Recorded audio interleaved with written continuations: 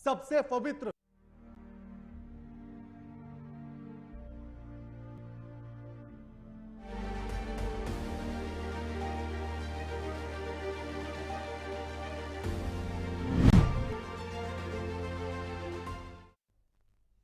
PFI को supreme court से एक बड़ा झटका लगा है। सुप्रीम कोर्ट में याचिका लेकर पहुंचा था पीएफआई और उसका यह कहना था कि उस पर से बैन हटा दिया जाए, लेकिन सुप्रीम कोर्ट ने उसे यह कहते हुए उसकी याचिका पर सुनवाई करने से इनकार कर दिया और कहा कि पहले आपको हाई कोर्ट जाना होगा, हाई कोर्ट का दरवाजा खटखटाइए और उसके बाद क्या होता है उसको समझिए। आपको बता दें कि सरकार ने पीएफआई पर बैन लगा रखा है और उस पर जो आरोप लगे हैं बेहद ही गंभीर और संगीन हैं। आरोप है उस पर गैर कानूनी गतिविधियों अधिनियम के तहत यानी कि यूएपीए उस पर लगा हुआ है। आतंकवादी संगठनों से उसके कनेक्शन की बात सामने आती है, यानी कि राष्ट्रीय सुरक्षा से जुड़े हुए तमाम ऐसे मामले उस पर लगे हैं या ऐसे आरोप उस पर लगे हैं जिसके चलते उसे बैन कर दिया गया था। अब उसी बैन को हटाने के लिए सुप्रीम कोर्ट पहुंचा था और सुप्रीम कोर्ट ने साफ इनकार कर दिया। ग्राफिक्स के जरिए से आपको कुछ दिखाते हैं कि आखिर पूरा माजरा क्या कुछ है। पीएफआई को सुप्रीम कोर्ट से झटका। पीएफआई पर यूएपीए के तहत प्रतिबंधित संगठन, केंद्रीय गृह मंत्रालय के द्वारा पीएफआई को किया गया प्रतिबंधित संगठन घोषित। पीएफआई पर केंद्र सरकार ने लगाया है 5 साल का प्रतिबंध। पीएफआई को अब सुप्रीम कोर्ट से बड़ा झटका लगा है। शीर्ष न्यायालय ने पीएफआई की याचिका सुनने से इनकार कर दिया। पीएफआई ने याचिका में बैन को दी थी चुनौती। पीएफआई ने यूएपीए ट्रिब्यूनल के 21 मार्च के आदेश को चुनौती दी थी। याचिका में केंद्र के 27 सितंबर 2022 के फैसले की पुष्टि की गई थी। केंद्र ने आईएसआईएस जैसे आतंकी संगठनों के से संबंध रखने के कारण प्रतिबंध उस पर लगाया है। और आज इसी मुद्दे पर हम चर्चा करेंगे। हमारे साथ मेहमान जुड़ेंगे और उन मेहमानों से यह पूछा जाएगा कि पीएफआई पर जो यह झटका सुप्रीम कोर्ट ने दिया है और जो बैन लगा है, आखिर इस बैन को हटाना देश के लिए कितना बड़ा खतरा हो सकता है। हमारे साथ जो मेहमान जुड़े हैं उनका परिचय आपसे करा देते हैं। हमारे साथ प्रमोद कुमार जुड़ गए हैं, अधिवक्ता हैं सुप्रीम कोर्ट से। डॉक्टर मोहित शुक्ला जुड़ गए हैं, हिंदू धर्म गुरु हैं। और नाजिम हाजिम हमारे साथ जुड़ गए, मुस्लिम स्कॉलर हैं। आप तीनों का स्वागत है एएमपी नेटवर्क पर। प्रमोद कुमार जी, एक बड़ा झटका पीएफआई को लगा है सुप्रीम कोर्ट से। सुप्रीम कोर्ट के पास अपनी याचिका लेकर पहुंचा था और उसका कहना था कि जो बैन लगाया है केंद्र सरकार ने वो हटा दिया जाए, लेकिन उल्टा सुप्रीम कोर्ट ने कह दिया कि पहले हाई कोर्ट जाकर बात करिए। जी जी, देखिए, जो पीएफआई का गठन हुआ था, हाँ, वो ये पाया गया था कि काफी संदिग्ध है और जब काफी यहाँ का एनआईए या ईडी वगैरह ने जब इसमें तहकीकात किया तो ये पाया गया कि ये देश की जो है वो तोड़ने की गतिविधियों में संलिप्त थे।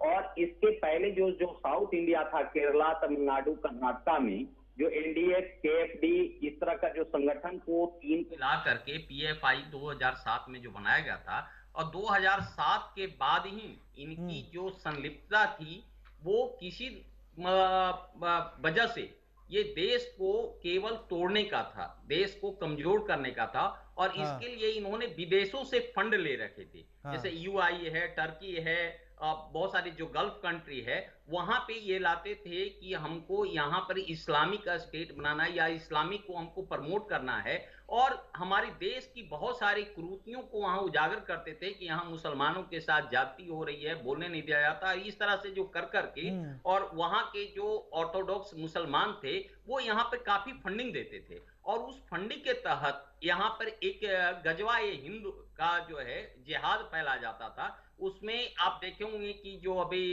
काफी ऐसी घटनाएं हुई जिसमें इन्होंने नारा लगाया था कि सर तन से जुदा करेंगे।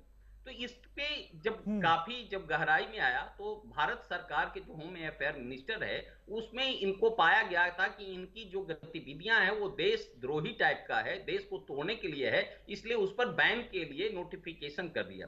इस नोटिफिकेशन के खिलाफ वो ट्रिब्यूनल में गए और जो दिल्ली हाई कोर्ट में दिनेश कुमार शर्मा जी जस्टिस हैं, उन्होंने ये फैसला ये पीएफआई के अगेंस्ट में दिया था और ये कहा कि वाकई में ये काफी सबूत ये पाया गया है और इतनी साक्ष्य है कि ये देश के गतिविधियों को में नुकसान पहुंचा रहे हैं और इनकी सारा जो डिफेमेशन जो बातें हैं और या तोड़ने की कार्रवाई जो कर रहे हैं उसके आधार पर इनके बैन जो 5 साल का लगाया था वो कंटिन्यू किया गया। उसके बाद आज माननीय सर्वोच्च न्यायालय ने भी इस चीज को कंफर्म किया। माननीय सर्वोच्च न्यायालय ने ये फैसला देकर के सारे दोनों तरफ से काफी बहस हुई और बहस के दौरान ये पाया गया कि इनके पास संपूर्ण साक्ष्य है, पूरी साक्ष्य है कि चाहे वो हिजाब के जो इश्यूज के दौरान हुआ था, हाथरस मर्डर के दौरान जो हंगामा हुआ था, शाहीन बाग में जो देखिए इन्होंने जो सिटीजनशिप अमेंडमेंट एक्ट के साथ जो प्रदर्शन हुआ इतने महीनों तक के, ये सब सारे में जो संलिप्तता थी वो पीएफआई का था और पीएफआई जो है काफी संगठनों से जुड़ा हुआ था। जैसे इनका सिस्टम कंसर्न भी बनाए हुए थे संगठन, जो आईएफएफ के नाम से था, आरआईएफ के नाम से था, आईएसएफ के नाम से था, जो विदेशों से उसके नाम से ये फंड लाते थे, एजुकेशन के नाम पे, सोशल डेवलपमेंट के नाम से, मुसलमानों के प्रमोशन के नाम से। लेकिन इसके पीछे का मकसद कुल मकसद था कि ये देश को किस तरह से जो है वो छत बिछत कर दें, उनको जो है तोड़ दें और यहाँ पर गजवा ए हिंद के स्थापना करें और कई जगह यहाँ पे जो है आतंकी संगठन फैलाए थे कि इन्होंने हम सर तन से जुदा हम कर देंगे। और कई वारदातें आप जो देखे होंगे जयपुर में जो हुआ था, राजस्थान में उसका है और ये अभी विदेशों से खास करके जो म्यांमार और रोहिंग्याओं को काफी लड़कियों को वहां खूबसूरत लड़कियों को लाते थे और यहाँ जिहाद के लिए प्रशिक्षित करते थे जो पीएफआई की तरफ से था। तो आज माननीय सर्वोच्च न्यायालय ने भी उसको कंफर्म कर दिया कि इसमें इनकी संलिप्तता है और इनको बैन करना जो है, जो भारत सरकार ने कदम लिया है वो बिल्कुल जायज है। तो मैं समझता हूं कि ये आज बहुत ही अच्छा कदम हुआ है जो देश जो है इससे बचा है। बिल्कुल बिल्कुल। मोहित जी, पीएफआई पहुंचा सुप्रीम कोर्ट कहने के लिए कि भैया बैन हटा दो हमारा, लेकिन कह दिया गया कि सुप्रीम कोर्ट जाइए, वहां जाकर बात करिए। अभी तो देश के लिए खतरा है पीएफआई। देखिए, जो पीएफआई है ये बहुत पहले से इसका नाम आ रहा है, मीडिया में भी नाम आता रहता है, न्यूज़पेपर में भी, और कई पार्टियों ने भी अपने एजेंडे में इनका नाम पहले से लिखा। चुनाव के समय भी हर समय की कई बार आया। कोई भी जब किसी का नाम बार बार लिया जा रहा है और देश भारत सरकार ने साक्ष्यों के आधार पर, कोई ऐसे नहीं साक्ष्य मिले हैं उस आधार पर इसको एक आतंकी संगठन घोषित किया हुआ है। और अभी यहाँ पर अधिवक्ता जो हमारे उपस्थित थे उन्होंने भी बताया कि बहुत बड़ी बहस हुई सुप्रीम कोर्ट, उस बहस में सारे साक्ष्य रखे गए कोर्ट के समक्ष और तब ये संगठन और ऐसे जो संगठन है इनको विदेश से जो है पैसा दिया जाता है कि भारत में जो गंगा जमुनी तहजीब है, हिंदू मुसलमान सब मिल के रह रहे, उनमें आपस में फूट डालो और फिर जो है देश का जो है लड़ाई झगड़ा बढ़े, विभाजन हो और भारत जो वर्ष है कमजोर हो। तो इसको सब हिंदू मुसलमान सब भाई सब समझ रहे हैं और ऐसे जो आतंकवादी संगठन है उनके बहकावे में कोई नहीं आने वाला है और ऐसे संगठनों को प्रतिबंधित तो किया ही है, इसके अलावा सख्त से सख्त कार्रवाई करनी चाहिए और इसको हमेशा के लिए प्रतिबंधित करें और ऐसी विचारधारा के जो लोग हैं उनकी जांच हो, जो गलत विचारों के लोग हैं कि जो अमन चैन खत्म करना चाहते हैं देश के अंदर, हिंदू मुस्लिम भाईचारा खत्म करना चाहते हैं, तो उन लोगों के विरुद्ध सख्त सख्त कार्रवाई होनी चाहिए, चाहे वो कोई भी हो, और देश में शांति व्यवस्था बनी रहनी चाहिए। हाँ, पीएफआई से बैन हटा देना चाहिए। नाजिम जी, सुप्रीम कोर्ट का जो फैसला है, देखिए हम हमेशा सुप्रीम कोर्ट का सम्मान करते हैं, चाहे वो बाबरी मस्जिद का फैसला दिया हो या कोई भी फैसला आता है तो भारत का मुसलमान उन सुप्रीम कोर्ट के फैसले को स्वीकार करता है। नहीं तो सुप्रीम कोर्ट ने तो अभी कोई फैसला दिया ही नहीं इस पर। सुप्रीम कोर्ट ने तो एक टिप्पणी की है और उसने सिर्फ इतना कहा कि हाई कोर्ट चले जाइए, डायरेक्ट मेरे पास ना आओ। अभी तो सिर्फ इतना कहा ना उसने। मैं तो आपसे ये पूछ रहा हूं कि पीएफआई पर जो बैन लगा है, क्या ये बैन लगा रहना चाहिए या हट जाना चाहिए? आपके हिसाब से क्या लगता है? राणा जी, देखिए मेरी बात सुनिए। मैंने कहा कि सुप्रीम कोर्ट का जो भी फैसला आता है भारत का मुसलमान स्वीकार करता है। हाँ। चाहे बाबरी मस्जिद का फैसला आया हो या अभी सुप्रीम कोर्ट ने, मैंने तो फैसला कहा, आपने कहा टिप्पणी करी है, तो मतलब यही है कि अगर टिप्पणी करने का मतलब यह है कि उन्होंने कहा कि हाई कोर्ट जाइए, इसका मतलब यह है कि उन्होंने कहा कि जो एक कानूनी प्रक्रिया उसको निभाइए, कि आप पहले हाई कोर्ट जाइए, हाई कोर्ट में सुनवाई होगी, मैं ये पूछ ही नहीं रहा ना आपसे। मेरा सवाल तो बड़ा सीधा आपसे है कि पीएफआई पर जो बैन लगा है, क्या वो बैन लगा रहना चाहिए या हट जाना चाहिए? आपके हिसाब से क्या होना चाहिए, मैं ये जानना चाहता हूँ। राणा जी देखिए, मैं आपको बता देता हूँ, देखिए पीएफआई पर जो अभी बैन लगा हुआ है, देखिए हमारी सर्वोच्च न्यायालय ने जो अभी टिप्पणी करी है, मैं उसके लिए तो मैं ये कहूंगा कि अभी जो उन्होंने कहा हाई कोर्ट के लिए, मगर इसके अलावा मैं ये कहता हूं कि जो भारत के अंदर जितने भी संगठन है जो भारत को तहस नहस करने की कोशिश करते हैं, चाहे वो कोई सा भी संगठन हो, उस पर तुरंत बैन लग जाना चाहिए। पीएफआई तो एक अलग बात है, बाकी इसके अलावा ऐसे भी संगठन है जो एक धार्मिक नाम लेकर एक किसी भी मुसलमान की, निहत्तर मुसलमान की मॉब लिंचिंग कर देते हैं, और कहीं पे भी शादी ब्याह या कहीं पे भी होता तो कह देते हैं, लव जिहाद का नाम दे देते हैं। तो मैं तो ये कहता हूं कि ऐसे संगठनों पर भी पाबंदी लगनी चाहिए, बैन लगना चाहिए, क्योंकि वो भी मानवता को नुकसान पहुंचाते हैं। तो आप ये मानते हैं कि पीएफआई मानवता को नुकसान पहुंचाता था? देखिए मैंने क्या कहा कि आपने मेरी बात नोट करी, मैंने कहा कि सुप्रीम कोर्ट ने अगर इस पे टिप्पणी करने की बात कही है, सुप्रीम कोर्ट हमारे पूरे भारत, अभी मैं सुप्रीम कोर्ट तक जा ही नहीं रहा हूं ना, अभी मैं सुप्रीम कोर्ट तक जा ही नहीं रहा, अभी तो मैं आपसे जानना चाहता हूं ना ये बातें, कि क्या आप ये मानते हैं कि पीएफआई ने मानवता की हानि की है, उसको नुकसान पहुंचाया है? देखिए राणा जी, मैं तो ये कहता हूं कि अभी पीएफआई के खिलाफ जितने भी वो आए हैं तो उसमें बताया गया कि वो फला उसमें लिप्त था, लेकिन जब बात आती है उसके अलावा और भी तो ऐसे संगठन है राणा जी जो हमेशा सबके सामने है और आते हैं, और वो मुसलमान की हत्या के मॉब लिंचिंग करते थे, उन पे तो कभी कार्रवाई नहीं। तो लेकिन पीएफआई पर कार्रवाई होने का मतलब ये, आप बताइए ना, आप नाम तो उठाइए, आप तो कह रहे हैं ऐसे तमाम है, अरे काद का नाम तो गिना दो महाराज। नहीं, एक ही बताइए राणा जी, तमाम के पूरी भारत के आवाम देख रही है, भारत की जनता के कौन से संगठन मानवता को नुकसान पहुंचा रहा है। हमारे जब अधिवक्ता है प्रमोद कुमार जी, ये भी अच्छी तरीके से जानते हैं, हिंदू धर्म गुरु हैं, ये भी अच्छी तरीके से जानते हैं कि मानवता को कौन कौन से संगठन नुकसान पहुंचा रहे हैं। हाँ, तो आप तो बता दीजिए ना, आप तो बता दीजिए ना, इतना कंफ्यूजन क्यों क्रिएट कर रहे हैं आप कि कौन कौन से पहुंचा रहे हैं, उन सबको बैन कर देना चाहिए? आप क्लियर बताइए ना, किन किन को बैन कर देना चाहिए आपके हिसाब से? आपके हिसाब से कौन कौन से ऐसे संगठन हैं जो मानवता को नुकसान पहुंचा रहे हैं? अब राणा जी ये बताइए, हाजिर नाजिम अगर एक फहरिस्त अगर लिस्ट जारी कर दे तो हमारी जो इंटेलिजेंसी है वो क्या कर रही है? भाई इसका मतलब ये कि इंटेलिजेंसी काम नहीं कर रही है। जो इंटेलिजेंसी का काम पहले आप अपना पॉइंट रखेंगे या नहीं रखेंगे? सर मैंने तो पॉइंट क्लियर कर दिया ना। कहाँ पॉइंट क्लियर किया आपने? आप नाम ही तो नहीं बता पा रहे संगठन का। देखिए ये जो हवा में तीर चलाने वाली बात होती है ना नाजिम जी, ये जो हवा में तीर चलाने वाली बात होती है ना कि बहुत ऐसे हैं, बहुत संगठन हैं जो ऐसा कर रहे हैं, अरे क्लियर करके नाम बताइए ना आप। ये बताइए, अभी जो एक निहत्ते मुसलमान की मॉब लिंचिंग कर दी जाती है, चाहे वो जयपुर के अंदर हो या एक गरबा के नाम पर हो या अखलाक के नाम पर हो, मैं वही चीज कहना चाहता हूँ। ये बताइए भारत के अंदर आप उस संगठन का नाम बताइए किसने की हुई थी सर? आप उस संगठन का नाम बताइए किसने की? नहीं मैं अच्छा ये बताइए, मोनोमान क्या नाम है, इसमें जो हुआ था मेवात के अंदर, जुनैद नासिर को जिंदा जला दिया गया था, उसमें नाम मोनो मानेश्वर का आया था। मोनो मानेश्वर कौन से संगठन से जुड़ा हुआ था? सर ये सारी बातें आप मुझसे पूछ रहे हैं, मैं ये कहना चाहता हूं मैं वो नहीं पूछ रहा। आपने जो कहा कि मानवता को नुकसान पहुंचाते, मोनू मानेसर कहां है आज? ये बताइए जुनैद, आप बताइए ना कहां पर है मोनू मानेसर? मोनू मानेसर कहां पर है आज? जुनैद नासिर को कहां पर है मोनू मानेसर? वो कौन सा संगठन था? मोनू मानेसर कहां पर है? मोनू मानेसर कहां पर है आज? सर भारत की इंटेलिजेंसी बताएगी ना कहां पे है कहां नहीं। ये आप सर्च कर लीजिए कहां पर है, आप सर्च कर लीजिए कहां पर है। प्रमोद जी मुझे सर्च करने की जरूरत नहीं है। प्रमोद जी की जरूरत नहीं है। लौटता हूं।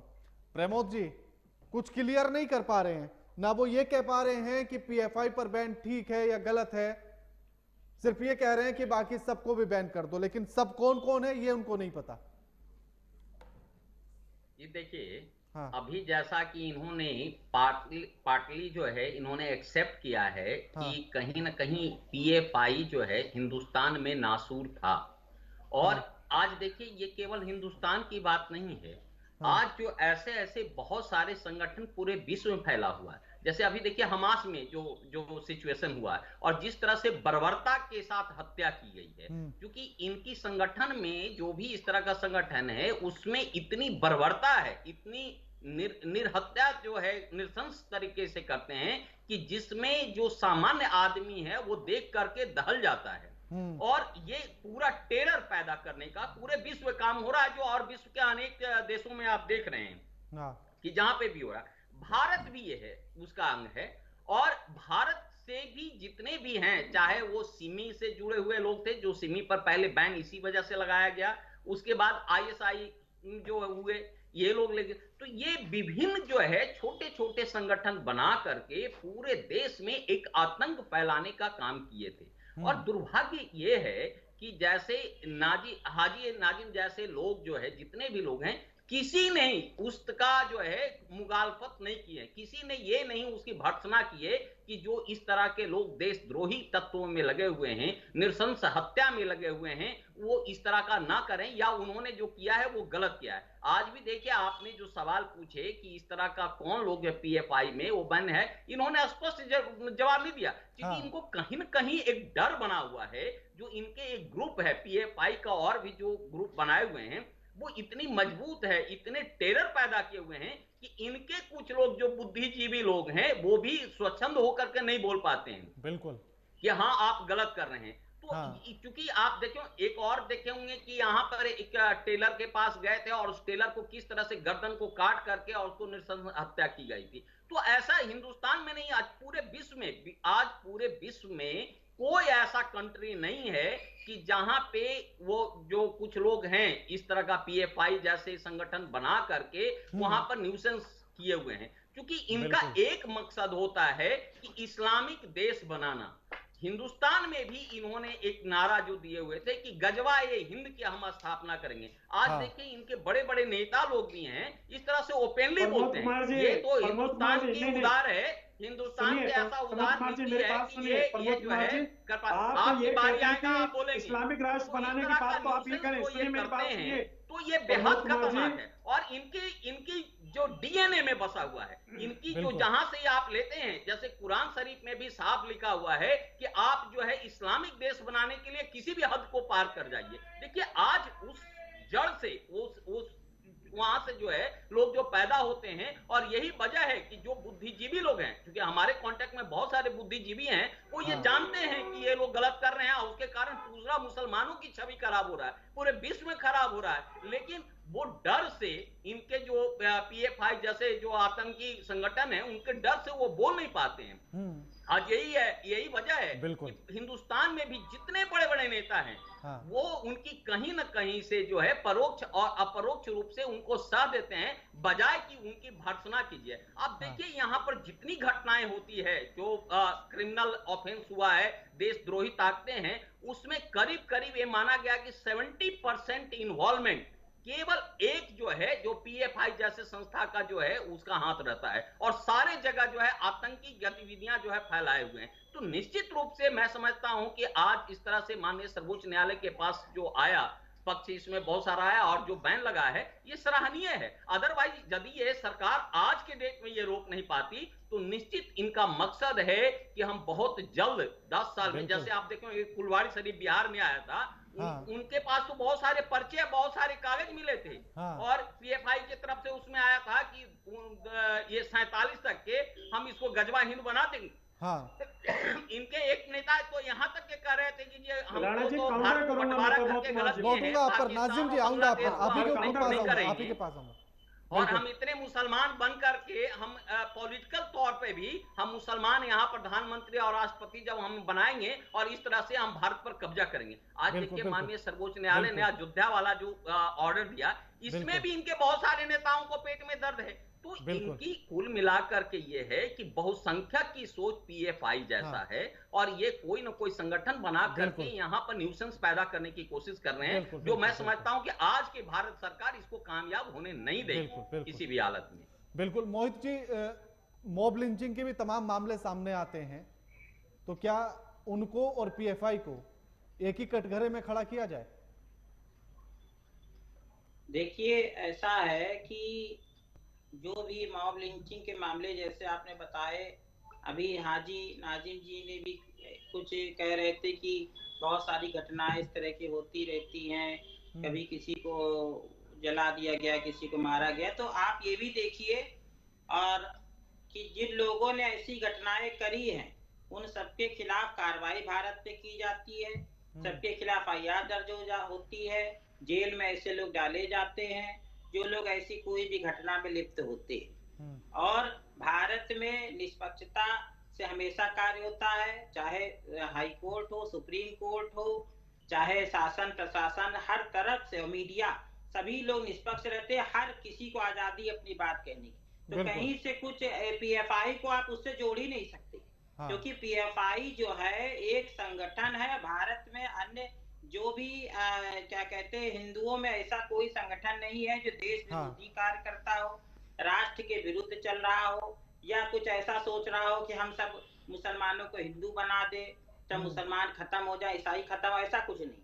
सर्वे भवन्तु सुखिना की भावना सनातन धर्म की भावना है, और सबके कल वसुधैव कुटुंबकम की भावना, हम सबको परिवार की तरह मानते। मगर एक बात मैं जरूर बता देना चाहता हूँ कि PFI जैसी विचारधारा के जो लोग हैं विश्व में, वो ये समझ जाएं कि वो जो है गजवाए हिंद जैसे विचारधारा एक है, ऐसी वो पूरे विश्व में चाहते हैं कि हम इस्लाम फैला दे, ये कर दे, वो कर दे। ये बिल्कुल गलत विचारधारा है। इसका नतीजा सिर्फ युद्ध है, कत्ल है, कत्लेआम है, खून खराबा है, और कुछ नहीं है। पहले ये ऐसे हमले कर देते, इजराइल पे कर दिया, जब इजराइल की आर्मी ने पलटवार किया तब रोते हैं, सर पूरे दुनिया में चिल्लाते हैं कि भाई हमको बचाओ, देखो सब लोग मर रहे हैं, ये हो रहा वो हो रहा।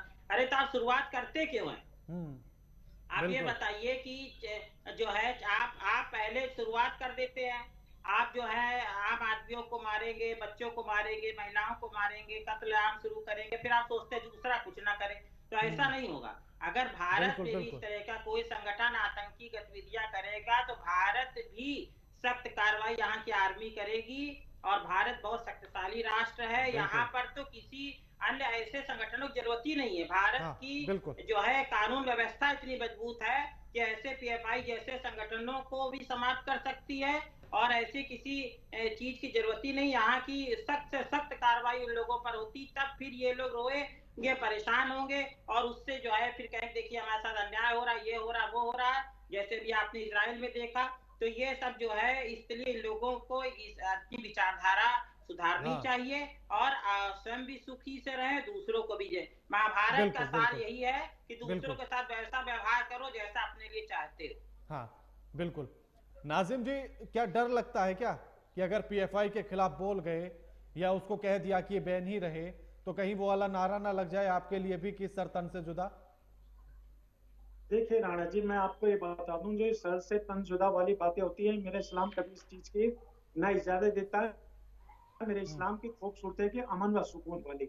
और जब बार बार अभी जैसे अधिवक्ता जी हिंदू धर्म गुरु ने कहा कि मुस्लिम राष्ट्र यानी इस्लामिक राष्ट्र के बारे में इन्होंने आपके बताया आपके चैनल के माध्यम से, मैं ये कहना चाहता हूँ इस्लामिक राष्ट्र की तो बात होती है, लेकिन जो हिंदू राष्ट्र बात करते हैं उनके खिलाफ कोई एक्शन नहीं होता। और जब ये कह रहे थे कि मॉब लिंचिंग होती है, उन पे कार्रवाई हुई है, बताइए कौन सी मॉब लिंचिंग पे कार्रवाई हुई है? अब ये बताइए, अफलाक को मार दिया गया था, उसके गुनाहगारों को क्या हुआ था? जेल से उनको जमानत हो गई। अभी आप देखिए दिल्ली का एक नया केस है जहां एक प्रसाद उठाने पर वहां पर उसको मार दिया जाता खंबे से पीट पीट कर। तो बताइए कितने लोगों के खिलाफ एक्शन लिया गया। और वहीं पर जब बात आती है कि मुसलमान इस्लामिक राष्ट्र बनाने की बात करता, मैं कहता हूं ये देश संविधान से चलेगा, ये किसी की आस्था से नहीं चलेगा राणा। बिल्कुल, ये देश संविधान से चलेगा नाजिम जी। नाजिम जी, ये देश संविधान से चलेगा, ये देश संविधान से चल रहा है और चलता रहेगा, धार्मिक आस्था से नहीं चलेगा। तो फिर नहीं, सुन लीजिए ना पूरी बात नाजिम जी, पूरी बात। तो फिर जो लोग कहते हैं कि हम इस्लामिक राष्ट्र बना देंगे, जो लोग कह रहे थे, जिनको गिरफ्तार किया गया, जिनके पास पर्चे थे गजवाए हिंद के, या जिनके पास पर्चे थे कि 2047 तक इसको हम इस्लामिक राष्ट्र बना देंगे, उनके लिए आप क्यों नहीं बोल पा रहे? उनके खिलाफ क्यों नहीं खड़े हो पा रहे? क्यों नहीं कह पा रहे आपकी PFI पर बैन लगातार ऐसी रहना चाहिए, इसको कंटिन्यू रखा जाए?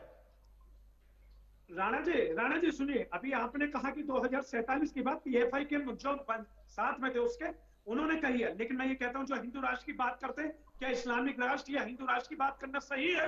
और बात आती है जैसे ये कहते हैं कि ऐसा कुछ नहीं है, भारत के अंदर के जो मॉब लिंचिंग होती है उनकी गिरफ्तारी होती है। मैं पूछना चाहता हूं ये कौन कहता है अपनी रैली में कि मुल्ले काटे जाएंगे, राम राम चिल्लाएंगे? ये इस तरीके की भाषा कौन अपना प्रयोग में लाता है? इस तरीके नाजिम जी मैं तो एकदम क्लियर बात कह चुका हूं। नाजिम जी मैं तो क्लियर बात कह चुका हूं।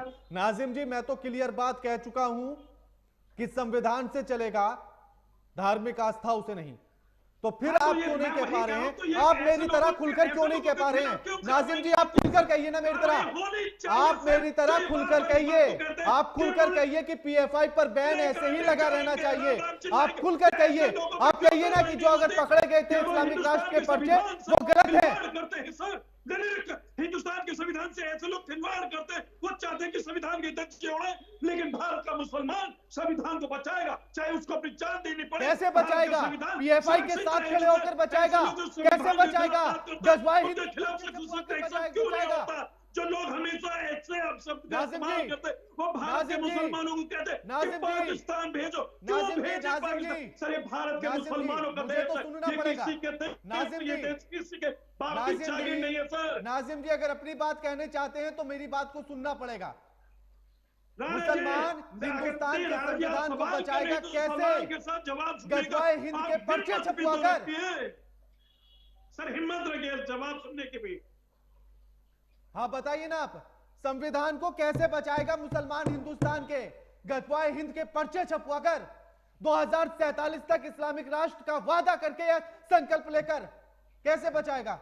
राणा जी मैंने कहा कि जो भी भारत के अगर इस भारत के अंदर मानवता को नुकसान पहुंचे, कोई भी संगठन हो, चाहे पीएफआई या और भी अन्य संगठन है, उन सब के खिलाफ सख्त कार्रवाई होनी चाहिए। ये भारत सब समाज का है, ये भारत जो है हिंदू का भी है, मुस्लिम का भी है, सिख का भी है, ईसाई का भी है, ये सभी का सर। आधी डिबेट कंप्लीट होने के बाद आपने ये लाइन बोली है। प्रमोद जी वो कह रहे हैं कि चाहे कोई भी हो, पीएफआई है तो उस पर भी बैन लगा रहना चाहिए। अब मैं आपसे समझना चाहता हूं कि क्या कानूनी तौर पर इसको कैसे पूरी प्रक्रिया को ये आगे बढ़ेगी, और क्या पीएफआई के पास कोई और कानूनी दावपेच है इससे बचने के लिए?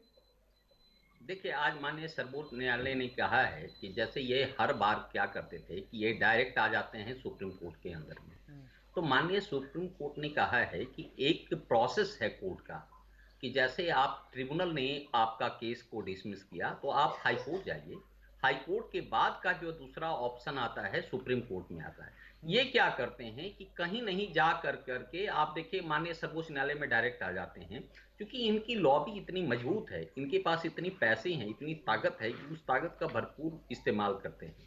आप देखिए कि माननीय सर्वोच्च न्यायालय में आने का उनका ही पर्पस ही है। देखिए पहले तो ऐसे लॉबी था इनके पास जो जैसे चाहते थे, चाहे रात को कोर्ट खुलवाते हैं। आपको याद होगा कि जो बॉम्बे कांड में हुआ था, संसद वाले में हुआ था, उसमें माननीय सर्वोच्च न्यायालय इनको रिलीफ देने के लिए, इनको इनकी सुनने के लिए रात को बैठी है।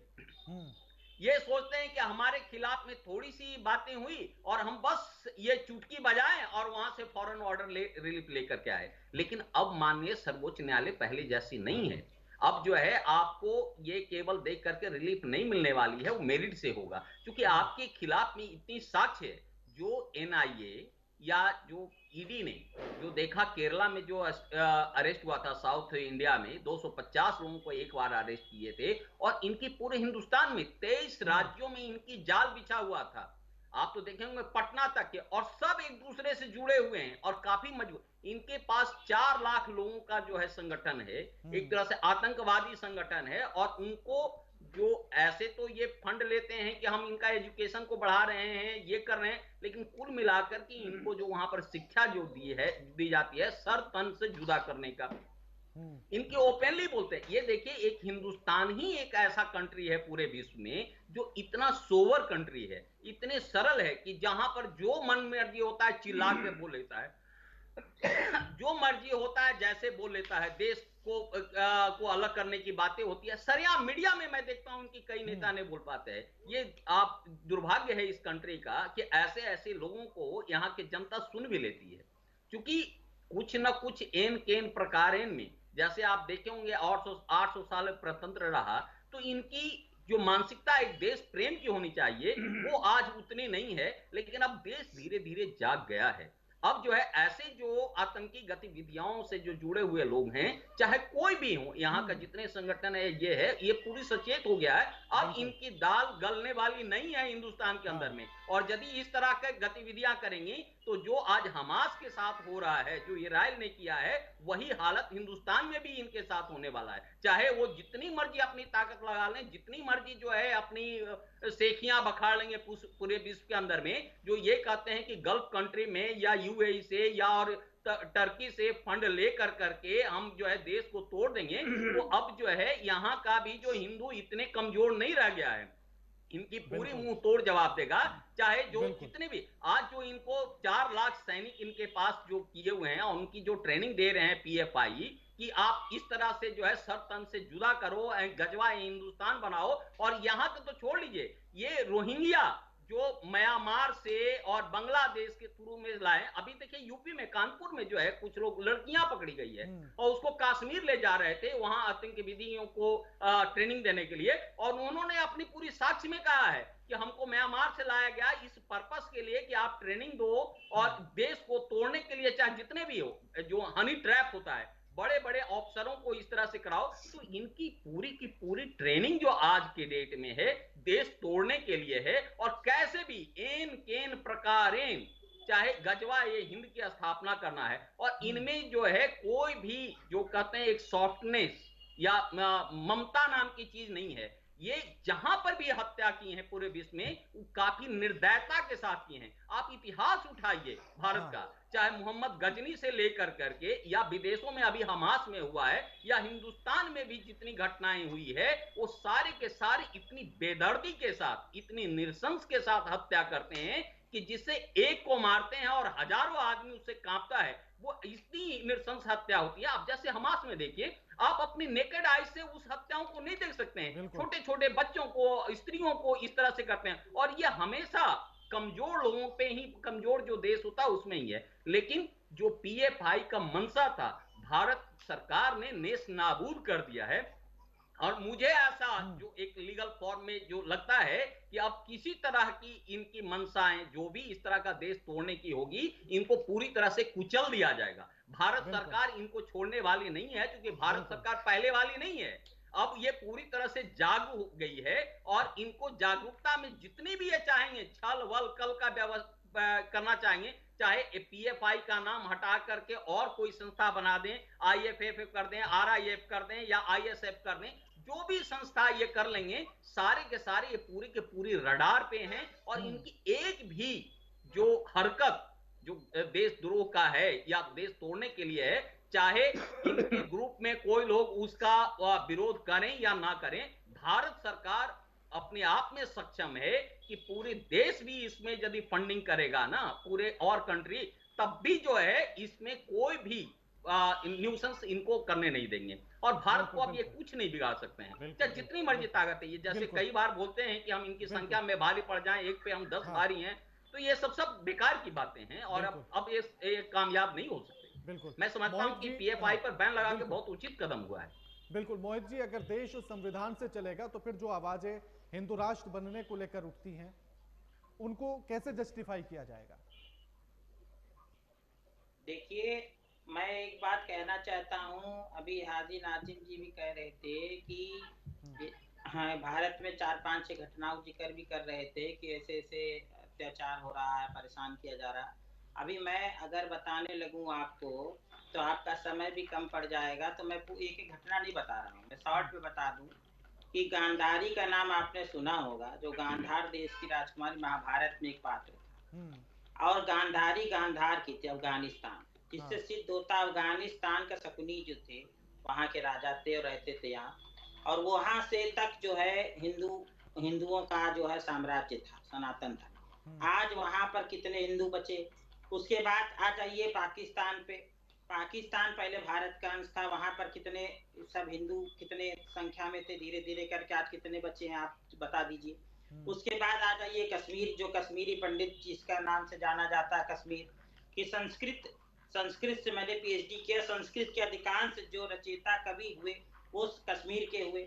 आज मैं वहाँ रिसर्च करके यूनिवर्सिटी में, मुझे जब वहाँ से पुराने पेपर निकलवा सब धूल खा रहे थे और बड़ी मुश्किल से रिसर्च, बड़ी समस्या हमें आई, तो वहाँ के सत्य आज कितने वहाँ पर लोग कश्मीरी पंडित बचे हैं, कितना अत्याचार। वो एक एक घटना नहीं बता रहा हूँ मैं, स्थूल रूप में बता रहा हूँ। आज कितने बच्चे, आज आप देखिए उत्तर प्रदेश से भी कई घटनाएं ऐसी होती हैं। पुराने लखनऊ में आप देख लीजिए कितने हिंदू बच्चे हैं, सब घर छोड़ छोड़ के भाग जा रहे हैं। तो अब इस तरीके से आप देखिए कि अगर हम बताने लगे कितनी घटनाएं होंगी, तो इन सब बातों से केवल अमन चैन खराब होता है, देश की एकता अखंडता को खतरा उत्पन्न होता है। इन सब बातों कुछ नहीं कि इसके साथ यही सब बातें बता बता के पीएफआई जैसे संगठन लोगों का ब्रेन वॉश करते हैं। हम किसी का ब्रेन वॉश नहीं कर रहे हैं, हम तो इतिहास और सत्य बता रहे हैं। आज आप देखिए हिंदू कहाँ तक भागता जाए, आगे समुद्र है केरल के पास, इधर चले जाएंगे बच्चों, सब समुद्र तीनों तरफ से, तो कहाँ तक भागते रहे। तो हम इसलिए कुछ लोगों ने कहा कि भाई जैसे इतने इस्लामिक राष्ट्र है, आज कितने इस्लामिक राष्ट्र है आप देखिए, अर्धशतक मतलब के बराबर 50 के आसपास है। और आप देखिए कि एक भी हिंदू राष्ट्र, नेपाल एक था वो भी अब नहीं है, वहां पर भी राजनीति करके वहां खत्म कर दिया गया हिंदू राष्ट्र। तो अब किसी की इच्छा हुई कि भाई हिंदू राष्ट्र भी होना चाहिए, तो उसने अपनी इच्छा व्यक्त कर दिया। अब भारत हिंदू राष्ट्र होगा कि नहीं होगा ये तो संविधान से तय होगा ना, ये तो हमारे जो संसद तय करेगी, माननीय सुप्रीम कोर्ट तय करेगी, संविधान व्यवस्था होगी, तो ये तो अलग विषय हो गया जैसा आप प्रश्न किया। मगर आप बताइए एक भी हिंदू राष्ट्र इसमें नहीं है। ये कहते हैं कि इस्लामिक राष्ट्र तरह होना चाहिए भारत। अब आप बताइए इस्लामिक राष्ट्र कितने ऑलरेडी बने हुए हैं विश्व में, तो एक भी हिंदू राष्ट्र नहीं है विश्व में। अगर कोई होता हमें नाम बता दीजिए। और हिंदुओं पर इतना ऑलरेडी अत्याचार, कश्मीर में किस तरीके से अत्याचार हुआ कश्मीर फाइल्स में दिखाया गया है, सत्य घटनाओं पर आधारित जो है वो चित्रांकन किया गया। देख नहीं पा रहे थे हम उसको, ऐसे ऐसे दृश्य हैं, रोने लगे व्यक्ति देख के। तो कितना हम इनको अत्याचार बताएं कि हिंदुओं पर हुआ है। और अभी भी बहुत सारे जो जगह पर जहां पर अधिक देखिए हिंदू, जहां बाहुल क्षेत्र है, मुसलमान को छोड़े रहते सब सुरक्षित है। जहां पर मुस्लिम अधिक है, हिंदू 2-4-5 रहते हैं, उनको वहां पर उनके साथ अत्याचार होता, मिसबिहेव होता। तो आप कितनी घटना इनको ऐसे बताते रहे, तो बड़े बड़े भी स्थूल बातें बता रहा। अब किसी ने अगर इच्छा व्यक्त कर दिया तो उसके लिए कत्लेआम थोड़ी कर रहा है, वो कोई संगठन पीएफआई जैसा बना के थोड़े ही लोगों को मारने की बात कह रहा है कि देश विरुद्ध काम थोड़ी कर रहा है। उसने तो अपनी इच्छा कोई, और संविधान में सबको अपनी इच्छा व्यक्त करने का अधिकार है। आपने भी तो 2-2 इस्लामिक देश बना लिए, एक हिंदुस्तान को काट के पाकिस्तान बन गया, एक बांग्लादेश बन गया, तो 2-2 बने कि नहीं बने? हिंदू राष्ट्र कहाँ बना है? भारत तो सेकुलर राष्ट्र है, सभी धर्म के लोग यहाँ रहते हैं, और वहां पर जो है 2-2 तो उसको कोई नहीं कुछ कहता है। हम तो ये भी नहीं कहते फिलिस्तीन की तरह कि भाई हमारा पाकिस्तान हमें वापस दे दो, हिंदुस्तान का हिस्सा था। हम भी कहेंगे हमारा हिस्सा वापस दो, बांग्लादेश हमारा वापस दो, हमारा हिस्सा था। जैसे फिलिस्तीनी कहते हैं इसराइल को हमारा था। भाई ठीक है, अंतर्राष्ट्रीय मोहर लग गई, बंटवारा हो गया, हम शांत बैठे हुए हैं। हम तो अपने देश की आंतरिक व्यवस्था देख रहे हैं, सुख शांति की बात कर रहे हैं, अमन चैन की। और चिल्लाने से अब कोई बात सिद्ध नहीं, सत्य नहीं हो जाती है। इसलिए हाजी नाजिब जी से मैं कहूँ, चिल्ला के नहीं, शांति से बोलिए। आप अगर कोर्ट भी जाएंगे वहां भी शांति से बोलना पड़ेगा, घंटा वहाँ कोर्ट हो जाता है। इसलिए शांति पूर्वक अपनी बात कही, सब बात सुनी जाएगी। बिल्कुल नाजिम जी, मैंने ये सवाल इसीलिए पूछा था कि मैं ये क्लियर कर सकूं जो आपने लगातार उठाया था। अगर हिंदू राष्ट्र बनने की मांग उठती है तो उसके लिए विदेशों से फंड नहीं जुटाया जाता। अगर हिंदू राष्ट्र बनने की मांग लोग उठा रहे हैं तो उसके लिए सरकार के खिलाफ काम नहीं किया जाता, उसके लिए कोई साजिश नहीं रची जाती, किसी की गर्दन नहीं काटी जा रही है, किसी को सर से तन जुदा करने का नारा नहीं लगाया जाता। ये फर्क है राणा जी, और इस फर्क को समझना होगा। हाँ, राणा जी देखिए, अभी आपने बताया कि हिंदू राष्ट्र के लिए कहीं फंडिंग नहीं होती, कहीं आपने ये बताया ना, तो मैं ये कहता हूँ कि अगर बाहर मुल्कों से अगर फंडिंग आती है तो हमारे इंटेलिजेंस से वो कहाँ है, वो क्यों पता नहीं कर पाते कि कहाँ से फंड आ रहा है। तो पकड़ा। सर बात तो सुनिए, पीएफआई पर बैन कैसे लगा? बात तो सुनिए ना, आप नहीं तो आप गलत बात करेंगे तो उस पर तो मुझे टोकना पड़ेगा ना आपको। नहीं, ये बताइए, आप जब आप ये कहते हैं कि विदेश से फंडिंग आ रही है, अभी अधिवक्ता जी ने क्या कहा था? उन्होंने हमास का जिक्र करा था। इन्होंने क्या कहा? देखिए सुप्रीम कोर्ट के अधिवक्ता है, इनको इस तरीके के शब्दों को अपने देखभाल करना चाहिए। इन्होंने क्या कहा कि जैसा हमास का हो रहा है अंदर होगा भारत, यानी भारत के मुसलमानों पे आप हमला करने की वाली बात कर रहे हैं। प्रमोद कुमार जी, सुनिए मेरी बात, जिस तरीके से हमास ने अगर इजराइल पे करा है आक्रमण, तो ये बताइए आक्रमण हमास पे होना चाहिए या फिलिस्तीन पे छोटे छोटे मासूम बच्चों पर, महिलाओं पर, मस्जिदों पर अटैक हो रहा है? ये सब क्या है? यानी इजराइल नरसंहार कर रहा है फिलिस्तीन का। तो सर इन्होंने बात पूरी सुनिए ना सर। नाजिम जी, मैं इजराइल हमास पर नहीं जाना चाहता, नहीं, वो मेरा विषय जब नहीं है। हमारे प्रमोद कुमार जी जाते हैं तो आप उन्हें नहीं रोकते, और जब वो ये कहते हैं कि भारत के अंदर भी जैसा हमास की तरह हो रहा है वैसे भारत के अंदर होगा, तो इसका मतलब यह है कि भारत मैं पूछवा देता हूं ना, मैं आपके सामने क्लियर करा देता हूं, मैं दोबारा से आपके सामने क्लियर करा देता हूं। प्रमोद जी, आपने वो क्या कहा था एक बार और बता दीजिए। देखिए, ये स्पष्ट है, जिस तरह की गतिविधियां हमास ने इजराइल पर किया, उनके छोटे छोटे बच्चों को, स्त्रियों को नग्न करके, बलात्कार करके सामूहिक, और उनको इस तरह से नृशंस हत्या किया है, टुकड़े टुकड़ों में किया है, जो आप देखे होंगे फुटेज में। उसका आज उसका मुझे सिर्फ एक बात बताइए, इजराइल की पूरी बात है, मैं जवाब लेने के लिए आपके पास आऊंगा नाजिम जी। नाजिम जी, मैं आप ही के पास आऊंगा। नाजिम जी सुन तो लीजिए, नाजिम जी सुन लीजिए, मैं आप ही के पास आऊंगा, उनकी बात पूरी होने दीजिए, मैं आप ही के पास लौटूंगा, आप ही से जवाब लूंगा उसका, उनकी बात का आप ही से जवाब लूंगा। आज बस बात पूरी होने पूरे दीजिए। विश्व में जो वो नृशंस हत्या हमास ने किया था, आप वो भी देखिए, आतंकी संगठन है। यहाँ पीएफआई भी हमास की ही तरह ये यहाँ का संगठन है, और इसका तार एक दूसरे से पूरे विश्व में मुला हुआ है, चाहे वो अफगानिस्तान वाला हो, चाहे वो यूएई का हो, चाहे वो सऊदी अरबिया का हो। ये सारे कंट्री, क्योंकि इनका एक लक्ष्य होता है कि इस्लामिक कंट्री हमको बनाना है वहां, और बाकी जो जितने भी हैं वो काफिर हैं। ये इनका शब्दों में साफ लिखता है, और इस्लामिक करने के लिए आप बेदर्दी से हत्या कीजिए, नरसंहार कीजिए। उसी का रूप पीएफआई यहाँ पर कर रहा था, और उसका रिजल्ट है कि काफी लोग अरेस्ट किए हैं। और मैंने कहा, देखिए, पटना में जो घटना हुआ था कि प्रधानमंत्री को मारने के लिए पीआईबी के मेंबर नाजिम जी, अब आप ही के पास आ रहा हूं मैं, नाजिम जी आपके पास आ रहा हूं, और अब मेरा सवाल आपसे ये है नाजिम जी, हुआ है किसी देश ने निंदा नहीं किया है। प्रमोद जी लौटता हूं प्रमोद जी। नाजिम जी, अब आपसे यही सवाल है, उन्होंने ये नहीं कहा था कि ऐसा होगा, उन्होंने कहा कि पीएफआई भी वैसा ही संगठन था जैसे हमास, और जैसा उसने किया वैसा ही पीएफआई। तो इसमें आप कहां कंपेयर कर रहे थे कि हमारे ऊपर भी ऐसे ही बम गिरेंगे, ये होगा? आप नहीं कहा? आप इनके रिकॉर्डिंग सुन लेना। अब मैं, इन्होंने अफगानिस्तान का भी नाम लिया, मैं पूछना चाहता हूँ, अफगानिस्तान में सरकार कौन चला रहा सर? अफगानिस्तान में सरकार तालिबान चला रहा है ना। अब तालिबान जब वहां सरकार चला रहा है, तो अफगानिस्तान की टीम भारत के अंदर क्या कर रही है? क्रिकेट खेलने आई है। अब बताइए, सुनिए मेरी बात, जो चीज मैं कहना चाह रहा हूँ, लेकिन बार बार आप जो बात करते हैं हमास की, सर मैं ये कहना चाहता हूँ, इजराइल ने रमजान के पवित्र महीने के अंदर मस्जिदों में घुस के नमाजियों को मारा, बच्चों को पीटा। ये आपको जो इजराइल की हरकत है वो नहीं दिखाई दे रही, लेकिन बार बार आप जो ये कहते हैं। नाजिम जी, यहाँ पॉइंट दूसरा है, मैं इजराइल और फिलिस्तीन पर बात नहीं करना चाहता हूं अभी, जो उस पर मैंने बात की थी, आप भी मेरे साथ जुड़े थे, आप भी मेरे साथ जुड़े थे, और उस पर मैंने बात की थी, और उतने ही तीखे तेवर में बात की थी जैसे आज कर रहा हूं मैं। फिलिस्तीन के लिए भी ऐसे सवाल उठाए थे, और इजराइल के लिए भी ऐसे उठाए थे मैंने। लेकिन मेरा जो सवाल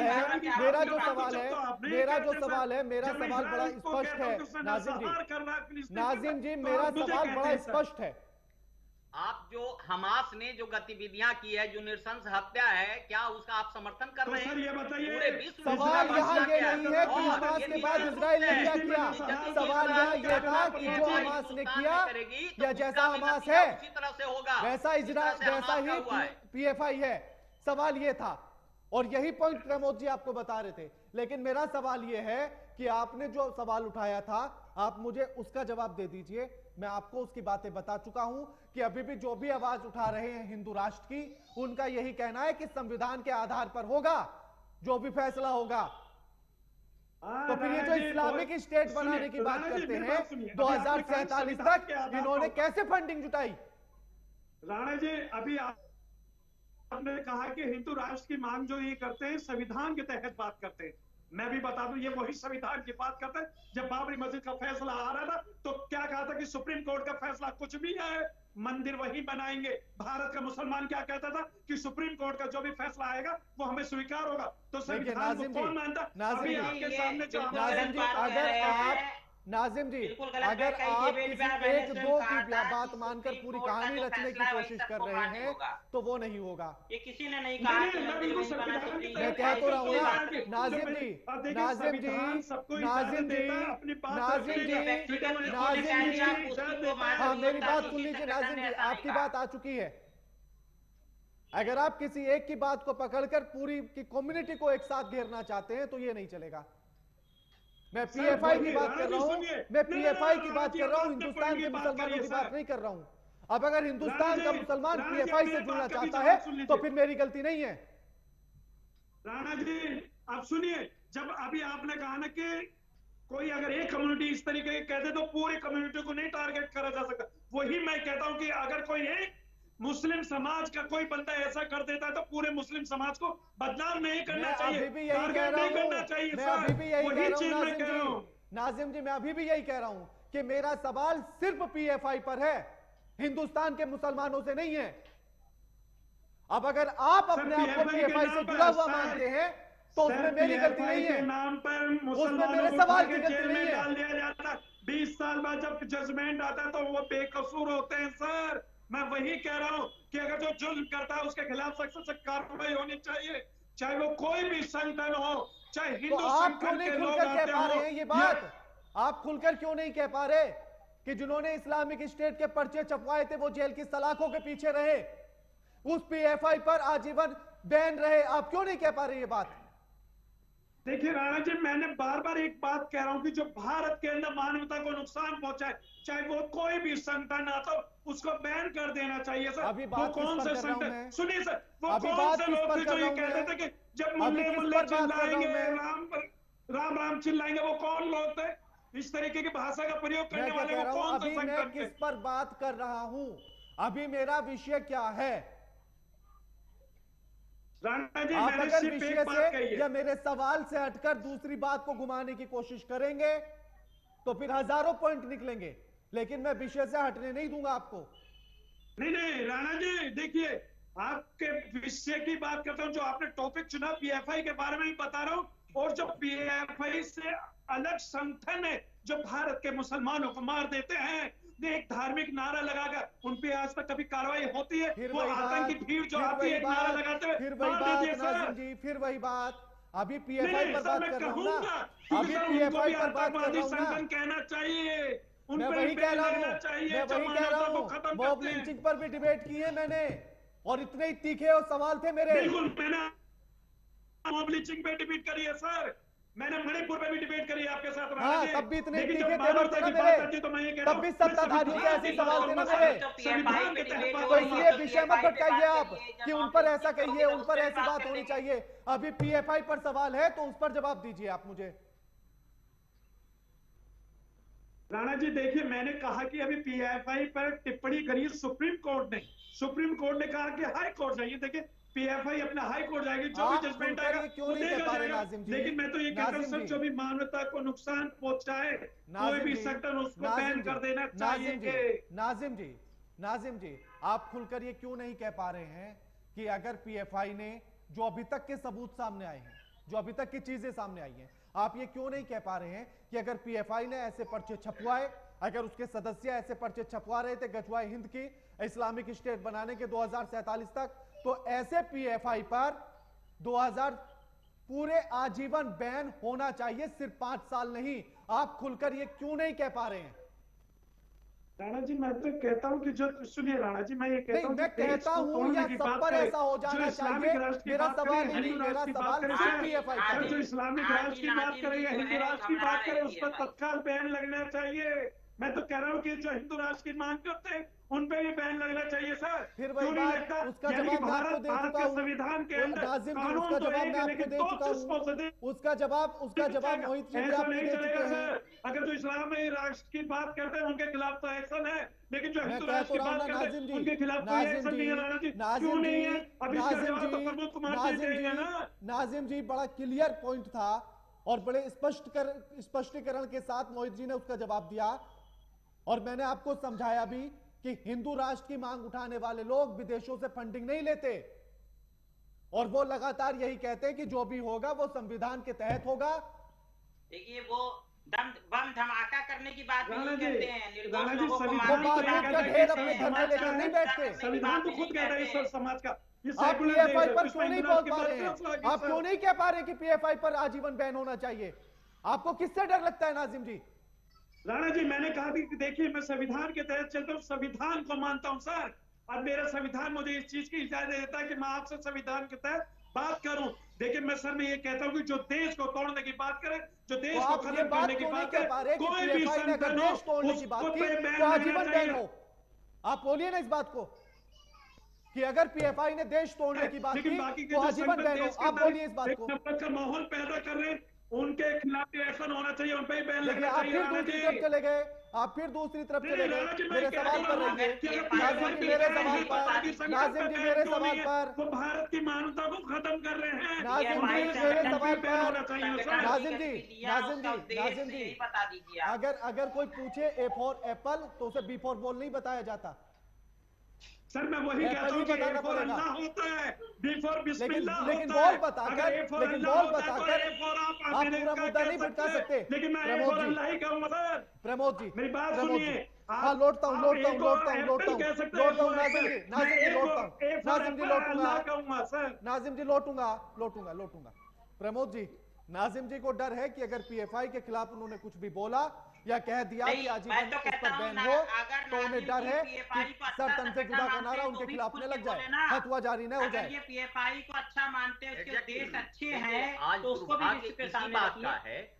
आज मुसलमान कम्युनिटी इसी वजह से बदनामी हो रहा है। ऐसा नहीं है कि मुसलमान कम्युनिटी में बहुत अच्छे लोग हैं, बहुत जो है देशभक्त लोग भी हैं, लेकिन कुछ ऐसे लोग हैं जो भर्त्सना नहीं करते हैं वो गलत का। जैसे आप देखे होंगे बहुत ट्रिकी ढंग से, बहुत ड्रामेटिक ढंग से जो हाजी साहब हैं इन्होंने साफ कहते हैं कि नहीं जी हम पीएफआई के बारे में नहीं बोल रहे हैं, अंदर से बोल रहे हैं, मतलब दबे हुए बोलते हैं, संवैधानिक है लेकिन सार्वजनिक रूप से यह भर्त्सना करने से डर रहे हैं। उसी तरह से इन्हीं की तरह से जो आज बहुत सारे मुसलमान वर्ग जो है इसकी भर्त्सना नहीं करते हैं। आप देखिए इतनी बड़ी बड़ी वारदात होती है, संसद पर आक्रमण हुआ, आपका मुंबई में आक्रमण हुआ, और ऐसे यदि 2014 के पहले आप देखे होंगे तो हम लोग को डर लगता था कि पता नहीं कहां पे आतंकवादी घटना हो जाएगा, कहां पर विध्वंस कर जाएगा और उनका ताज पूरे विश्व में मिला हुआ रहता था, वेस्टर्न आपको इस्लामिक कंट्री से मिला हुआ रहता था, फंडिंग होता था। और ये सारा का सारा जब 2014 के बाद जो सरकार आई उस पर उसको निकाला गया तो देखा क्या कि यहाँ जो है लाखों करोड़ रुपया जो है साइफन किया जाता था एजुकेशन के नाम पे, और उसको जो है देश तोड़ने के कामयाब में यूज किया जाता है। 2013 में देखिए कितने लोगों का जो है फंड पकड़ाया है। इनके एक मौलाना थे, बहुत स्कॉलर थे इस्लामिक, वो जो है प्रवचन देते थे और उन्होंने विदेशों से उनके पास फंड आया, उनको बैंक किया गया, वो आज जो विदेशों में दर दर भटक रहे हैं। उसी तरह से आज कई देश से लेकर के यहाँ, और यहाँ का एक भी मुसलमान स्कॉलर, चाहे वो बॉम्बे घटना हो, चाहे वो संसद पे आक्रमण हो, चाहे वो आप हाथरस वाला कांड हो, चाहे जितने भी, आज देखिए हमास में जो इतना निरसंस किया गया उसको भी ये छिपाने की कोशिश कर रहे हैं। ये एटीट्यूड पूरे मुसलमान कम्युनिटी को शक के घेरे में रखता है और ये देखता है कि इसका मतलब ये 2-4 संगठन ही इन्वॉल्व नहीं है, इनका अंदर से जो इनका इंटरनल फोर्स जो है अंदर से कहीं ना कहीं ये उसका समर्थन करते हैं। और यही वजह है कि आज पूरे देश में ये परित्याग टाइप का जो है देखा जाता है कम्युनिटी। हमास का घटना देखिए, इनसे सबक लेनी चाहिए कि कैसा ऐसा ना हो कि हमास और भी कई कंट्री में इस तरह का हो जाएगा। यदि आप किसी पर एक्ट कीजिएगा तो उसका रिएक्शन मिलेगा ही मिलेगा। बिल्कुल बिल्कुल बिल्कुल। Mohit ji final comment. अरे के राणा जी, मैं आपसे ये कहना चाह रहा हूँ कि हाजी नाजिम जी अगर पीएफआई के विरुद्ध नहीं बोल पा रहे तो आप उनसे ये कहिए कि भाई जो अगर वो पक्ष में बोलना चाहे पक्ष बताए, उसकी अच्छाइयाँ बताए, उसका उद्देश्य बताए। हर संगठन का कुछ उद्देश्य होता है, बायलॉज होता है, उसका उद्देश्य क्या, क्यों बना है, उसकी गतिविधियां क्या है। अगर कुछ उसमें अच्छाई है तो वो भी बताए, अगर मानवता की सेवा करना चाहता तो ये बताए इनकी दृष्टिकोण क्या है पीएफआई को लेकर। ये तो स्पष्ट ही नहीं कर रहे ना तब से, ना ये कह रहे पीएफआई अच्छा है, ना ये कह रहे बुरा है। अगर ये अच्छा मानते तो अच्छा बोले, हम तो देखिए जो बात कह रहे हैं स्पष्ट कह रहे हैं, खुल के कह रहे हैं, जो अच्छा है अच्छा, बुरा है तो बुरा, ये भी स्पष्ट बात कहिए अपनी बात, उसमें बुराई थोड़ी है। जो आपका विचार हो उसको रखिए। संविधान आप संविधान को मानते हैं, भारत का संविधान आपको बोलने अभिव्यक्ति की आजादी देता है। आपको जो बात अच्छी लग रही है पीएफआई, वो भी बताइए सबको। अगर आपको लगता है पीएफआई अच्छा संगठन है तो बताइए। ठीक, क्या अच्छाई है उसमें? ठीक। हाजी नाजिम जी, लास्ट कमेंट अच्छा यही बता दीजिए चलिए पीएफआई की। आप बहुत राणा जी देखिए राणा जी देखिए, पीएफआई की अच्छाइयों को तो पीएफआई के प्रवक्ता ही अच्छी तरीके से आपको बता पाएंगे। मैंने ये कहा कि जब कोई भी संगठन अगर देश को नुकसान पहुंचाए, कोई भी संगठन, मैं पीएफआई की बात नहीं कर रहा, मैं कोई भी संगठन, तो उसके खिलाफ एक्शन होना चाहिए, उस पर बैन लगना चाहिए।